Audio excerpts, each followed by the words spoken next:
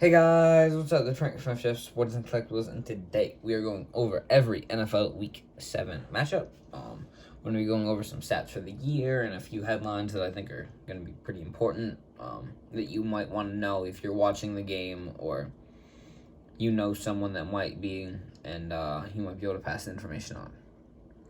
So to get started here on Thursday, or tonight, if you're watching this the day that I post it, the Denver Broncos are taking on the Cleveland Browns. This game, both teams are 3-3. Obviously, Case Keenum is going to be starting for the Browns, so don't really have a whole lot of stats on him. Same with Dearness Johnson. He only has 3 rushes this year for 11 yards. So, obviously, Courtland Sutton and Odell are going to be leading the receiving corps, and Teddy Bridgewater might do good, and Von Miller, I believe, has called out the Browns or something like that, and is like that he's gonna destroy them. So we'll see how Case holds up in the backfield. Both teams have good defenses. I'm expecting the game to be relatively low scoring.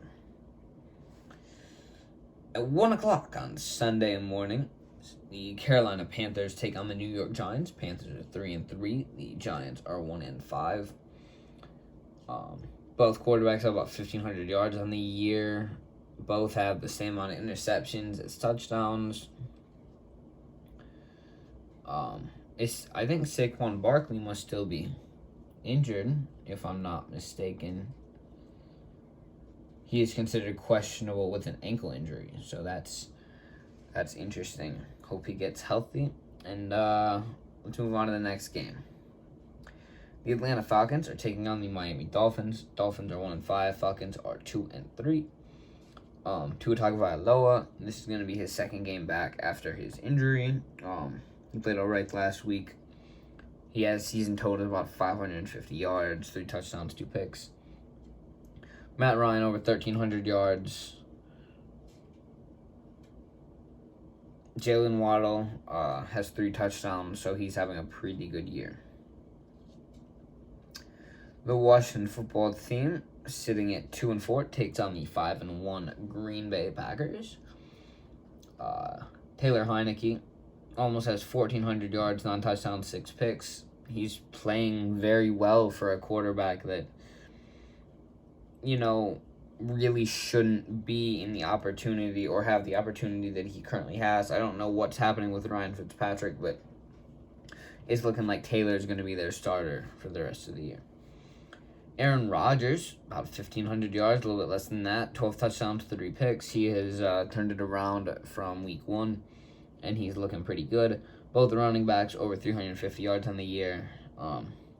2 touchdowns for Jones, 3 for Gibson. Both have lost fumbles.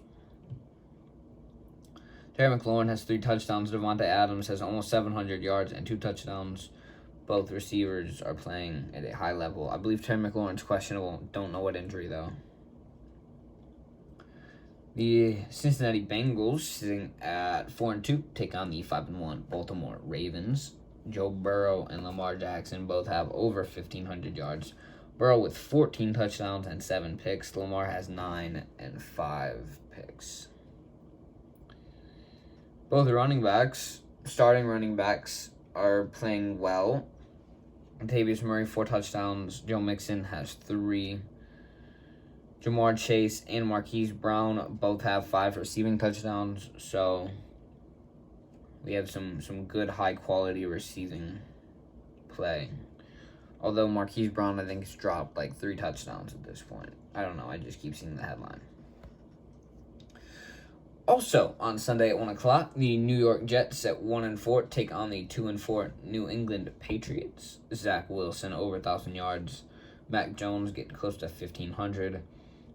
For rookies, they're both having, they're not great years, but could be worse. Damian Harris has 3 touchdowns. He has lost 2 fumbles. I hope he doesn't lose any more because he is now my second-string running back for fantasy. So it would be disappointing to lose points just for him losing a fumble. Corey Davis has 3 receiving touchdowns, 300 yards, pretty average. This game I'm very excited for. The Kansas City Chiefs at 3-3 take on the 4-2 Tennessee Titans, who did just upset the Bills last week. Patrick Mahomes is getting pretty close to 2,000 yards, about 1,900, 18 touchdowns, 8 picks. He'll probably reach that milestone this week. Ryan Tannehill, about 1,500 yards, 6 touchdowns, 4 picks. Derrick Henry is the main person we're looking at here. He has 10 rushing touchdowns.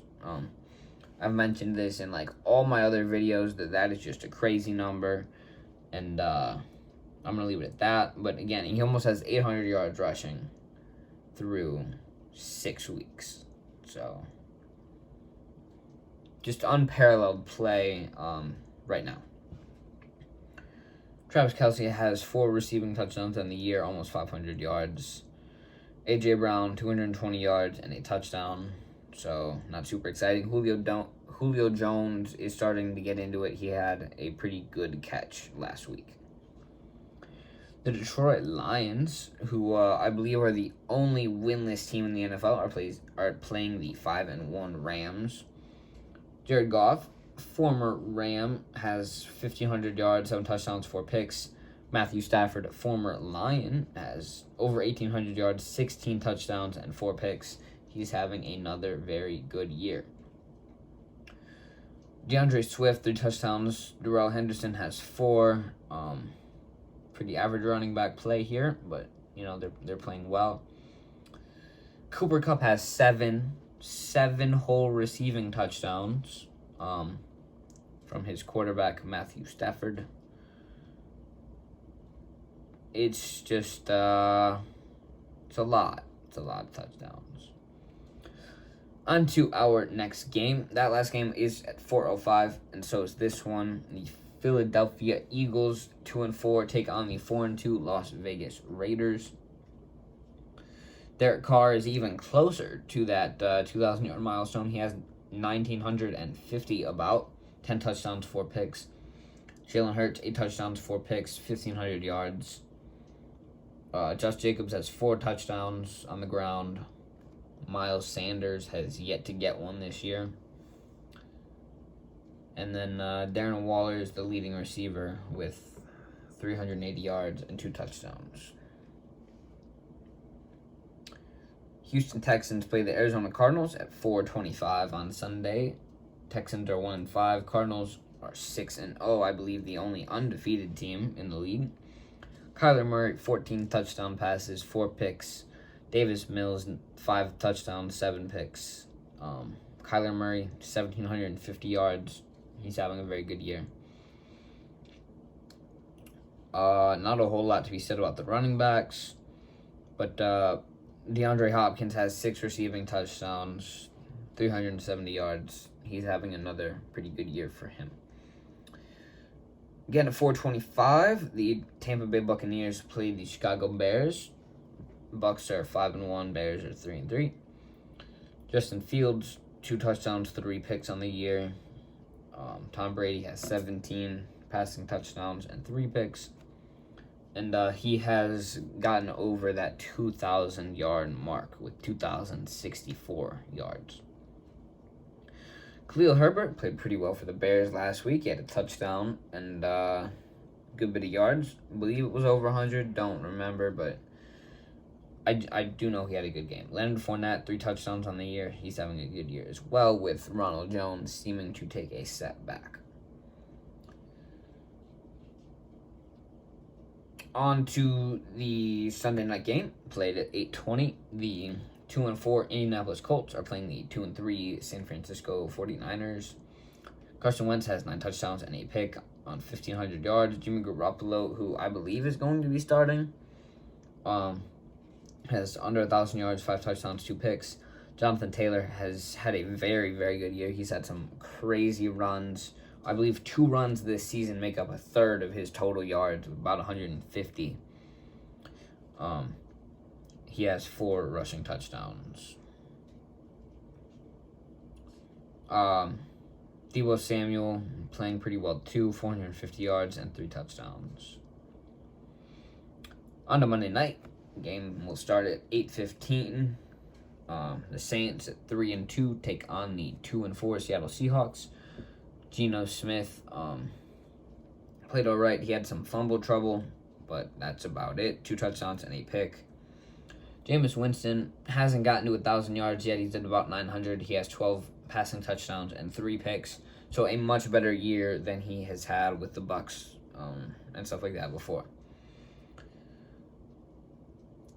Not a whole lot to say about Alvin Kamara. I was expecting a little bit more from him, but considering one of our better offensive linemen went down early, I'm not shocked that he isn't playing like crazy good. DK Metcalf has 5 touchdowns in the year, 440 yards. Deontay Harris seems to be the leading New Orleans Saints receiver with 2 touchdowns. I believe Marquez Callaway is playing pretty well too. So that's about it for this video. I hope you enjoyed it. If you like videos similar to this, I did forget one thing. People on bye week, the Bills, Cowboys, Jaguars, Chargers, Vikings, and Steelers all have a bye week. Make sure to check your fantasy team so that you have a full team and aren't missing literally 6 players because you weren't paying attention to the free agents you signed. But that's about it. Make sure to like and subscribe, and I will see you in the next one. Bye.